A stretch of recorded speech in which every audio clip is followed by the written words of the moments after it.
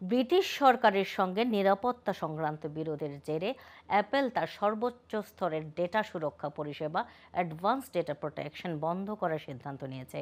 এই পরিষেবা চালু থাকলে ব্যবহারকারীরা শুধুমাত্র নিজেরাই তাদের আইক্লাউডে সংরক্ষিত ডকুমেন্ট ও ছবির মতো ব্যক্তিগত ডেটা দেখতে পারতেন।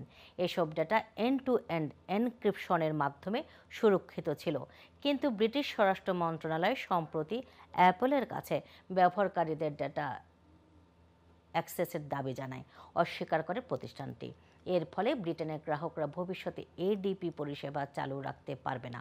অ্যাপল কর্তৃপক্ষ বলছে শীঘ্রই বিদ্যমান ব্যবহারকারীদের অ্যাক্সেসও বন্ধ করে দেওয়া হবে। এ নিয়ে উদ্বেগ প্রকাশ করেছেন বিশেষজ্ঞরা। বলছেন এ ধরনের সিদ্ধান্ত অনলাইন নিরাপত্তার জন্য বড় ক্ষতি।